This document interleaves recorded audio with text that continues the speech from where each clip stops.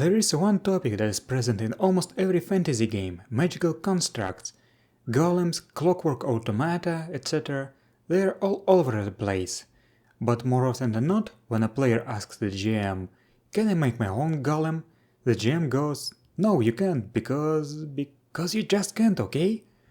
And GURPS is not an exception. While there is the golem spell in GURPS magic, it is not generic enough, not complete enough, and not everyone plays with magic as skills. How do you do that with magic as powers? This question bothered me first a long time ago. Back in 2017, I decided that it's time to fix this problem.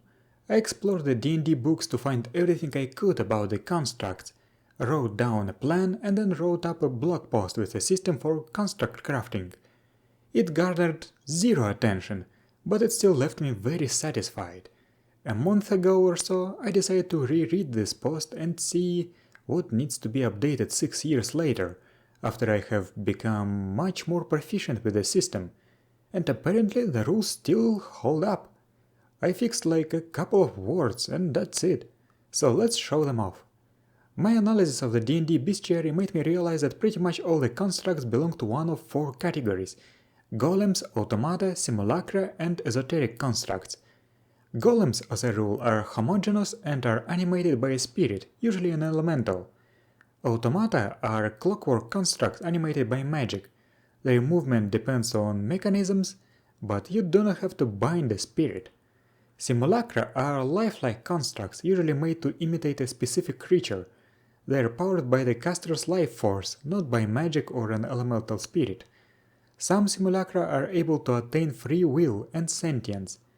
Esoteric constructs are like golems, but made of an esoteric material: pure magic, force fields, psychic energies. They are the most difficult to create and sometimes are difficult to differentiate from elementals or other magical beings. To make a construct, you have to create its body first. Usually this is a sculpture. This simply uses the rules for crafting outlined in GURPS Low-Tech Companion 3. I already talked about them in one of my previous videos. The problem might arise when determining how much material you need to use. A good rule of thumb is a size modifier 0 humanoid has a volume of 2.8 cubic feet. To find the volume and mass for a body of a different size modifier, divide the longest dimension of the size modifier in yards by 2, that's the longest dimension of a size modifier 0 creature. Then multiply the volume and mass by the cube of this number. That works well for golems. Automata are not homogeneous, so you can divide their material mass by 2. Esoteric constructs do not even have bodies that can be constructed. Instead, their bodies are enchanted into being during the enchantment step. The second step is enchantment. Enchanting is done with the enchant spell from sorcery or a similar ability. You can even substitute devotional enchantment if you want. You just need to have a way to transfer unspent character points or time into character points for a magical construct. Since it is unlikely that the enchanter has all the spells necessary for enchanting, he is allowed to enchant spells written in the Golem construction manual. If you want to enchant something that is not a spell, you can enchant it if you know a similar spell or have it in your Golem construction manual. But that's abilities. What about skills? Can you enchant a golem to have 80 points in guns? To prevent that, I decide that a construct can have no more points in skills than 10 plus 5 per level of enchanter's talent. The basic physical traits of the golem body are free. You do not have to enchant them, unless you are creating an esoteric construct. For example, this is what a size modifier 0 humanoid clay golem body template looks like. In addition to that, the golem also has a free mentality trait that you also do not have to enchant. After you have built the body and enchanted it, you have to bond with it. This means that you have to purchase the golem as an ally or enchant an item with said ally advantage.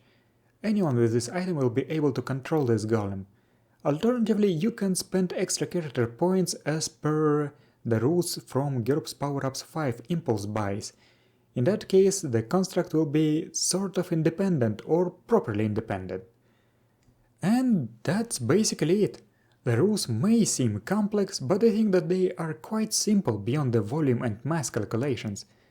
and despite the simplicity, they are also quite robust. In the actual blog post that is linked in the description, you can find a few examples and more rules on certain edge cases. For example, what if an esoteric construct's body template has a negative point value? Or how can you make a diamond golem without spending trillions of dollars? Despite having written these rules 6 years ago, they haven't come up in my games yet. But they are there, just in case a player decides to build a golem. Well, this is a very niche topic, this rule set is something I'm actually proud of. That's why I wanted to showcase it. So, thank you for watching, I will see you next time.